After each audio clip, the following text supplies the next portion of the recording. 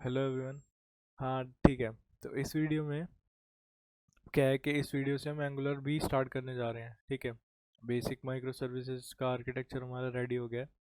Angular ready करने जा रहे हैं अब स्टार्ट करेंगे उसको। ठीक है, बट उससे पहले ठीक है, काफ़ी लोगों को ये कन्फ्यूजन रहता है कि एंगुलर करना चाहिए, रिएक्ट करना चाहिए, कौन सा फ्रंट एंड बेटर है, क्या करना चाहिए दोनों में से, किसके अंदर जॉब है। ठीक है, एक ये चीज़ हो गई। दूसरी चीज़ है कि इसको इंस्टॉल कैसे करना है। ठीक है, प्री रिक्विजिट।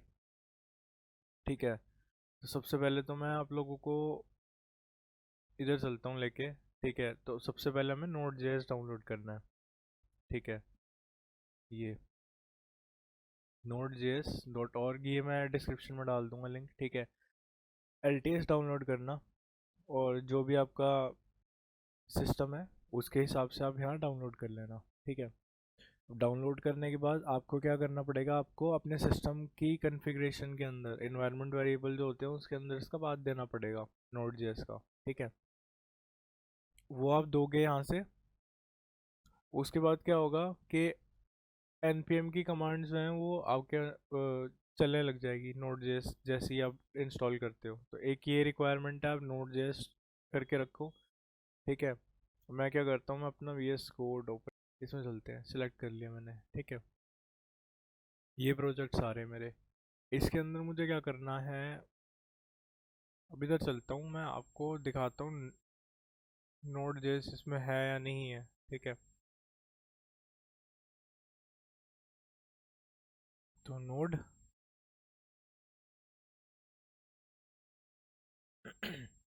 तो मेरे पास ये था 14.17.5। ठीक है, और अभी ये चल रहा है 2011। ठीक है, साथ में दिखा रहा है इंक्लूड्स npm 10.2.4। ठीक है, जैसे मैं बता रहा हूँ कि npm की कमांड जो है वो आपके इनेबल हो जाएगी नोड इंस्टॉल करने के बाद। ठीक है, तो उसके बाद क्या करें, जैसे एंगुलर पे स्टार्ट करेंगे तो उसके लिए हमें एंगुलर CLI चाहिए होता है। CLI क्या है, कमांड लाइन इंटरफेस होता है। ठीक है, CLI का फुल फॉर्म। तो ये में ये जो है ये भी इंस्टॉल करना पड़ेगा। ये इंस्टॉल करते हैं npm की मदद से। तो जैसे npm लिखा हुआ आगे, तो npm की मदद से इंस्टॉल करते हैं इसे। I install @angular/cli। ठीक है, अब इससे होगा क्या, मैं इसे कॉपी करता हूँ, इधर चलता हूँ, ये भी कर देता हूँ npm pm hyphen hyphen version. ये कह रहा है, ये सब कमांड्स दिखा दी इसने npm की। ठीक है, कह रहा है ये सब होती हैं, हाइफन हाइफन हटाते हैं। देन क्या दिखा रहा है, ये दिखा रहा है इतना वर्जन है मेरे पास में npm का। ठीक है, मैं क्या करता हूँ, नया वाला डाउनलोड कर लेते हैं, कोई दिक्कत नहीं है। इस पे विंडो पे क्लिक करा, इसने डाउनलोड कर दिया। ओपन करते हैं, इधर चलते हैं और इंस्टॉल कर देता हूँ।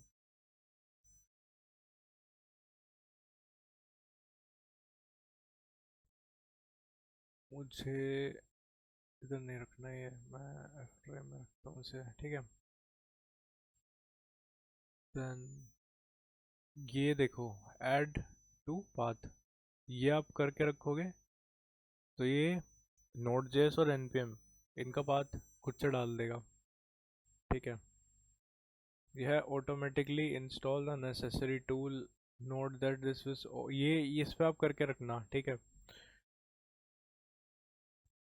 तो फिर अलग से इंस्टॉल नहीं करना पड़ेगा।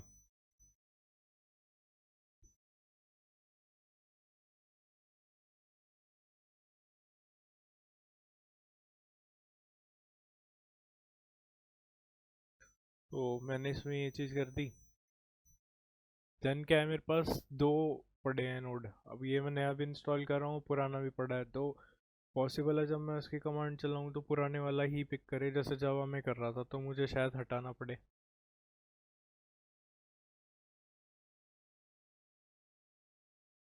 अब जैसे आप लोगों को पता है कि जो रिएक्ट है, ठीक है, और जैसे एंगुलर है, फ्रंट एंड है और ये भी हो गया है।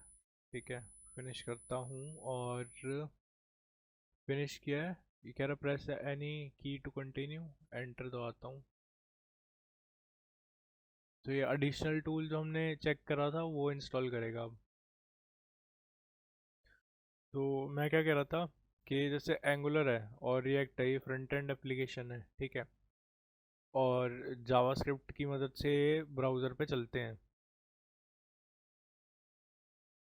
ठीक है, जावास्क्रिप्ट की मदद से ब्राउज़र पे चलते हैं। अब जैसे लोग कह रहे थे कि रिएक्ट पे जाना चाहिए या एंगुलर पे जाना चाहिए। ठीक है, तो जो एंगुलर है आपका वो फ्रेमवर्क है। ठीक है, फ्रेमवर्क मतलब उसके अंदर सारी चीज़ें हैं। ठीक है, अलग से आपको कुछ ज़्यादा इंस्टॉल करने की ज़रूरत नहीं है उसमें। सफिशेंट होता है, एक होता है ना स्टैंड अलोन, वो उसमें सारी चीज़ें डाल रखी हैं इन्होंने, बनाने वालों ने। एंगुलर है वो गूगल वालों ने बनाया है, और जो रिएक्ट है वो आपका फेसबुक वालों ने बनाया है। ठीक है, दोनों ही मटेरियल्स प्रोवाइड करते हैं, मटेरियल्स लाइब्रेरी प्रोवाइड करते हैं अच्छी यूआई दिखाने के लिए। ठीक है, और जो रिएक्ट है वो जो है वो फ्रंट एंड की एक लाइब्रेरी है। ठीक है, जो कि जावास्क्रिप्ट की ही है, जावास्क्रिप्ट के ऊपर बेस्ड है। ठीक है, तो अब ये कह रहा है कि हो गया है, आप एंटर कर दो एग्जिट करने के लिए।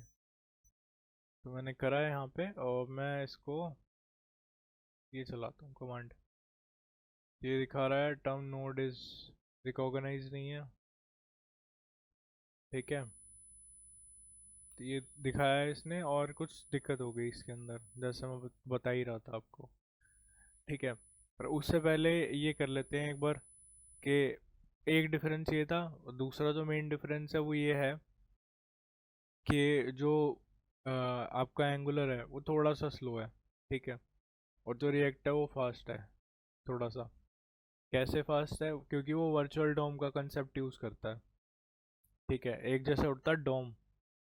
ठीक है, डॉम में क्या होता है कि जैसे फ्रंट एंड हो गया आपका, ये कोई भी चीज़ आपको दिख रही है तो ये हेडिंग है, ये सब हेडिंग है, तो ये ट्री बन रखा होता है पूरा, और ये टेबल बना रखा है इन्होंने छोटा सा।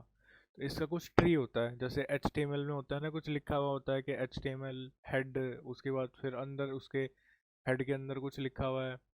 बॉडी टैग आ गया, बॉडी टैग के अंदर कुछ है, हेडिंग के लिए H टैग हो गया, हेडिंग टैग के अंदर भी कुछ लिखा हुआ है क्या नहीं लिखा हुआ, तो वो ट्री स्ट्रक्चर बनाता है पूरा। ठीक है, वो सब मिला के वो बन जाता है डॉम।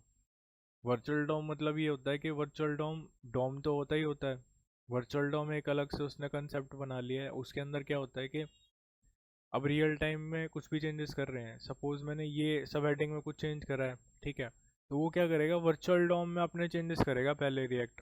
ठीक है, वो क्या करेगा, इसको लोड करेगा, सिर्फ इसी को चेंज करेगा।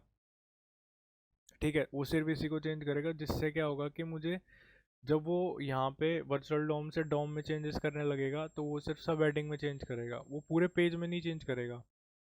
ठीक है, वो पूरे पेज को फिर से नहीं बिल्ड करेगा। तो एंगुलर में क्या होता है, एंगुलर में एक कंसेप्ट ही नहीं है, तो वो जब चेंजेस होंगे तो पूरे पेज में चेंजेस करेगा। ठीक है, तो यहाँ पे वो है थोड़ा सा स्लो और फास्ट का हुआ है, इसीलिए होता है। अब बस मेनली वो है कि वो लाइब्रेरी है और ये फ्रेमवर्क है। अब लाइब्रेरी में ये होता है कि आपको हर चीज़ के लिए है ना एक अलग से पैकेज इंस्टॉल करना पड़ता है, अलग से लाइब्रेरी इंस्टॉल करते रहोगे करते रहोगे करते रहोगे। जैसे आपको API एक्सेस करनी है तो उसके लिए जो कमांड्स हो गई, एच ये गेट की हो गई, पोस्ट की हो गई, ये जैसे हम करते हैं, तो इसके लिए भी आपको फिर अलग से पैकेजेस इंस्टॉल करने पड़ते हैं। और ये चीज़ें होती है एंगुलर में पहले से आपको आती है, इंस्टॉल्ड आती है, क्योंकि वो फ्रेमवर्क है। ठीक है, ये सब चीज़ें, तो ये डिफरेंस ख़त्म हो गया। हम इसका क्या करते हैं, हम लोग इसको ठीक कर लेते हैं, एक बार ये देख लेते हैं कि गया कहाँ पे है। तो ये था, मैंने इस बात के अंदर इसको इंस्टॉल करा था नए वाले को। ठीक है, तो इसने दिखाया कि अभी इंस्टॉल करा है इसने, ये डेट आ गई यहाँ पे जो इसने बनाई है। ठीक है, दूसरा है जैसे सिस्टम के इन्वायरमेंट वेरिएबल खोलते हैं, तो उसके अंदर मैंने पहले से ये दे के रखा था क्योंकि पुराना नोड इंस्टॉल्ड है मेरे पास में। ठीक है, वो C ड्राइव के अंदर था, तो उसमें है जैसे ये लिखा हुआ नीचे नोड JS मॉड्यूल्स, तो वो उसका पाथ दे रखा C में। देन npm जो है वो भी सी में, उसके बाद जो नोड जेएस का होम है वो भी सी में। ठीक है, तो मुझे ये चेंजेस करने पड़ेंगे ताकि ये उठाए इसको यहाँ से। ठीक है, तो मैं क्या करता हूँ, आते हैं इधर।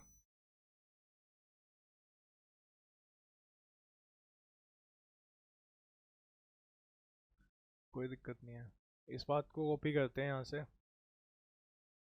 ठीक है, और इधर लेके चलते हैं, नोड जेएस तक था, पेस्ट कर दिया नोड जेएस। ठीक है, ओके करता हूँ, देन इधर आए,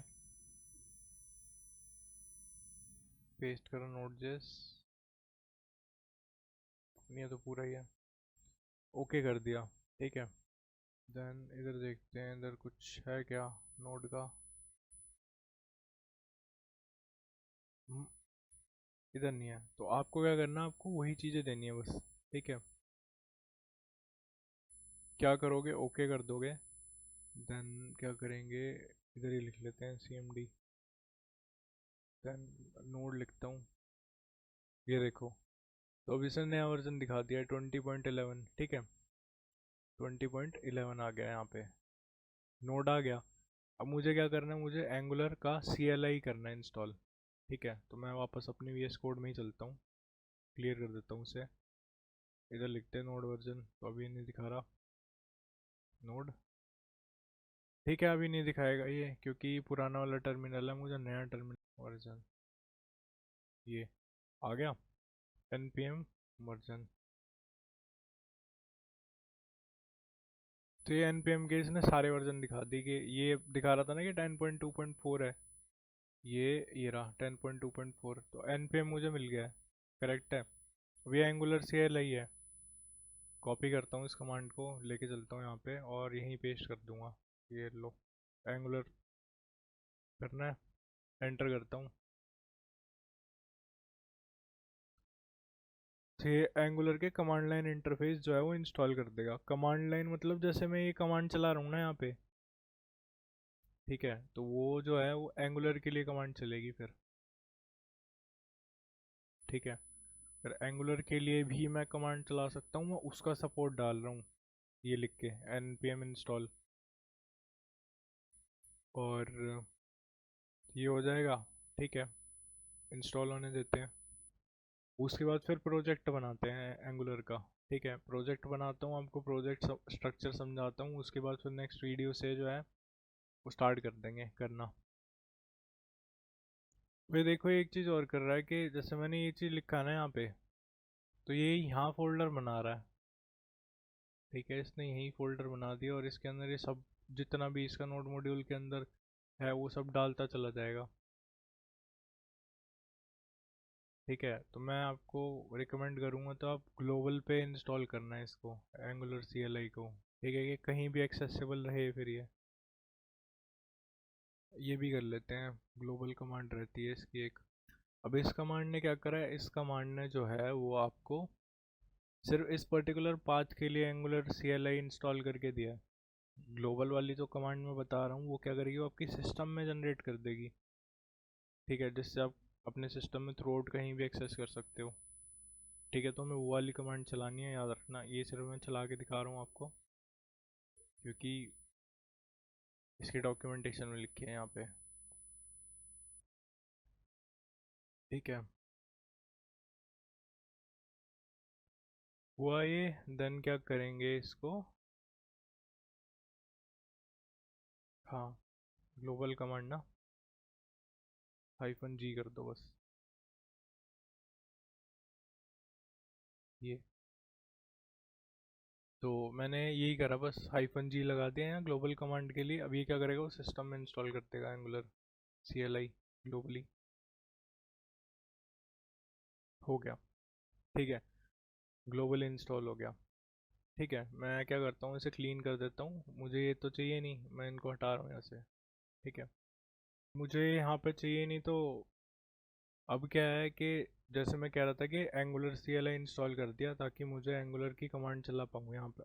ठीक है, एंगुलर की कमांड क्या होती है, npm तो npm की कमांड हो गई। ठीक है, नोड मॉड्यूल से जो मतलब नोड डाउनलोड करने के बाद जो हमें एक्सेस मिलती है। एंगुलर सी एल आई की कमांड होती है एन जी।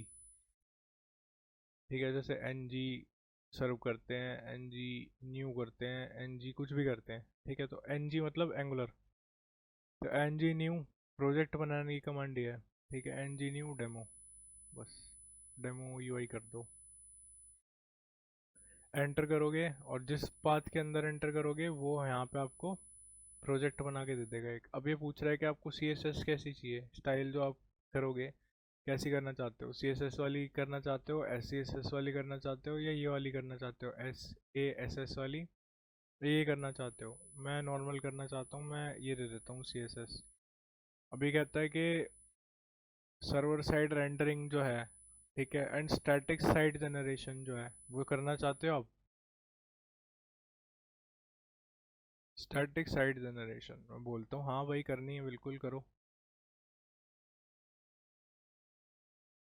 तो उसके बाद फिर ये कमांड चल रही है, ये क्या करेगा, ये प्रोजेक्ट क्रिएट करने लग जाएगा खुद से। ठीक है, और जब जैसे ये बंद होगा प्रोजेक्ट हमें मिल जाएगा। और ये भी देख सकते हो यहाँ डेमो यूआई का इसने कुछ बनाया है, यहाँ पे इंस्टॉल करना चालू कर दिया इसने। ठीक है, ये प्रोजेक्ट का स्ट्रक्चर है। जब तक हम यही देख लेते हैं, ठीक है, ये इसका स्ट्रक्चर ही देख लेते हैं प्रोजेक्ट का, कोई बात नहीं। ठीक है, तो जैसे आप देख रहे हो कि ये डेमो यूआई है, ये मेन है, इसको मैंने खोला। एक इसके अंदर डॉट वी एस कोड है, इग्नोर करो। नोड मॉड्यूल्स है, इसके अंदर सारी मतलब ये चीज़ें हैं, पैकेजेस वगैरह हैं, एंगुलर के कलर वगैरह, ठीक है, सब कुछ है।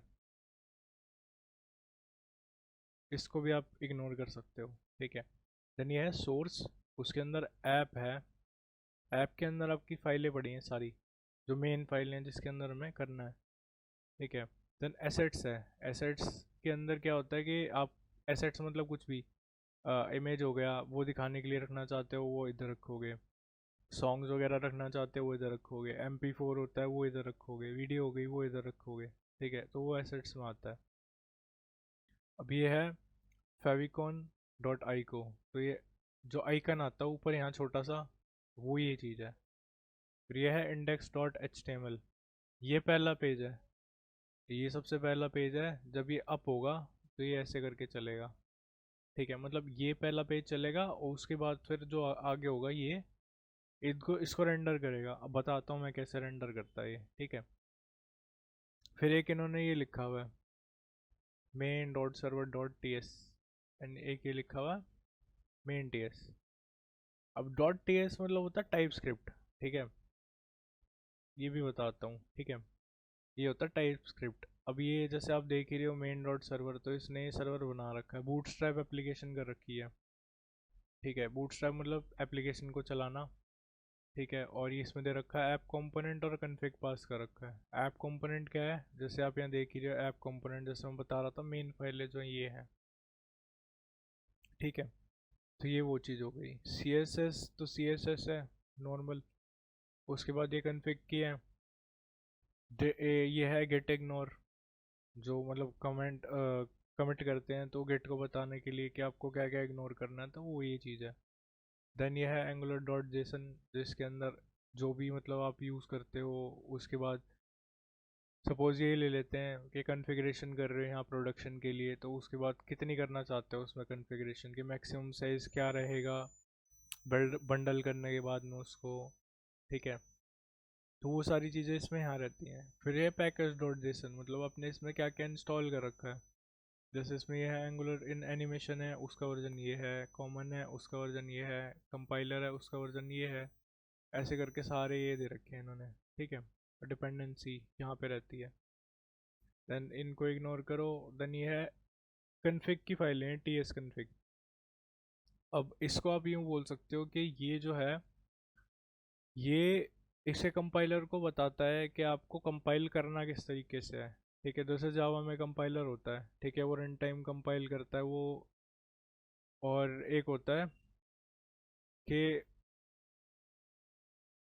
तो उसमें कंपाइल करता है वो चीज़ें। ठीक है, एक तो जब हम कोड लिख रहे होते हैं वो तब कंपाइल करके एरर बता देता है कि भाई आपके सिंटेक्स में एरर है। ठीक है। और एक जो होता है वो रन टाइम कंपाइल करता है। एक होता है कंपाइल टाइम में ही होता है, एक होता है रन टाइम। ठीक है। और रन टाइम में तो चलो उसको आप हैंडल नहीं कर सकते, तो सेम जो चीज़ होती है सेम चीज़ वो ये कर देता है। ठीक है कि आपने इसको कुछ ऑप्शंस बता रखे हैं, यहाँ पे आप कुछ भी उल्टा सीधा करने की कोशिश करोगे ना इससे बाहर, तो ये मदद करता है उस चीज़ में। ठीक है, तो ये बता देता है कि नहीं आप गलती कर रहे हो, आप नहीं कर सकते ऐसे। ठीक है, और एक्सेट्रा एक्सेट्रा। तो ये चीज़ें जो होती हैं ये उसमें हेल्प करती है।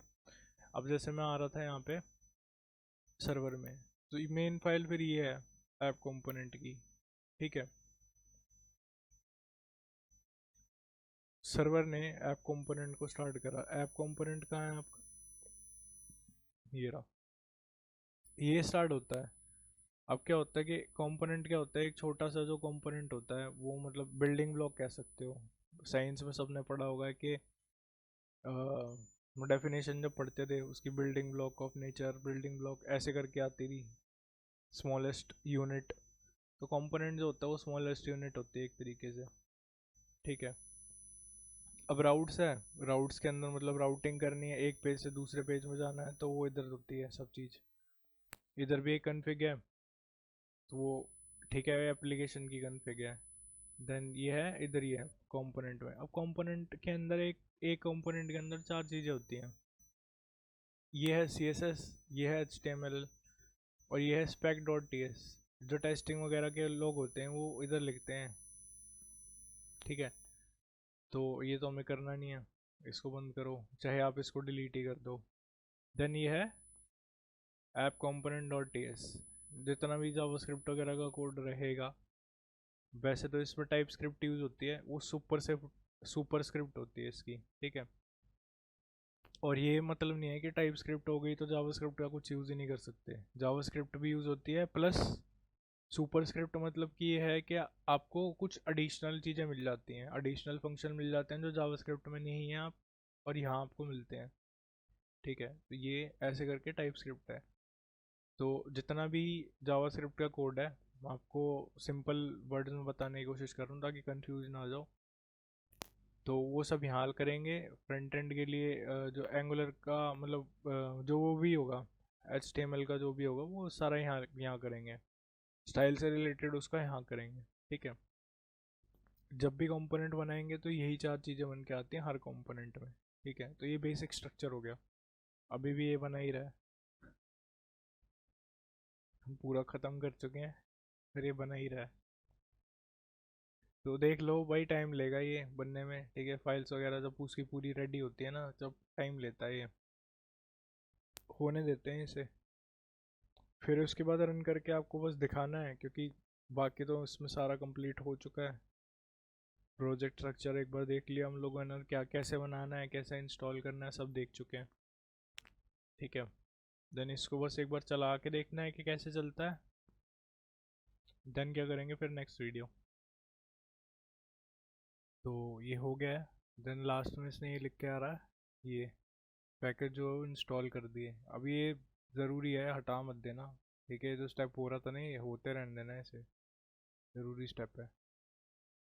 ठीक है, इधर आते हैं इसी पैकेज में, डेमो ही वही था ना ये। देन क्या करते हैं, ओपन करते हैं, ओपन फोल्डर ये था, प्रोजेक्ट था इसके अंदर। देन डेमो यूआई सेलेक्ट करता हूँ मैं, सिर्फ यही ओपन किया मैंने। ठीक है, टर्मिनल खोलता हूँ।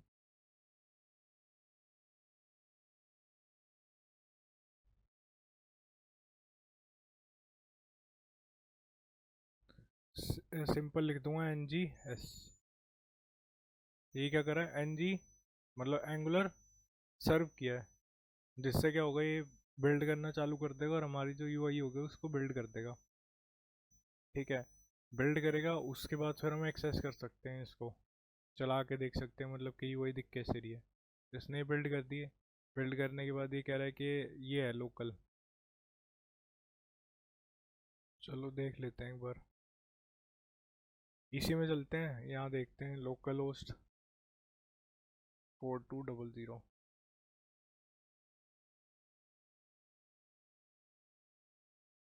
तो ये बनाया है इसने, ठीक है। Demo UI Angular, hello demo UI, congratulation your app is running. Then इसने ये चीज़ें बना दी। तो ये हमारा फ्रंट एंड है इस टाइम। फ्रंट एंड आ कहाँ से रहा है, जैसे मैं दिखा ही रहा हूँ आपको कि ऐप में आ रहा है, इसमें आता है इसके अंदर, ये देखो। तो इसमें इतना ही था, ठीक है। Thank you.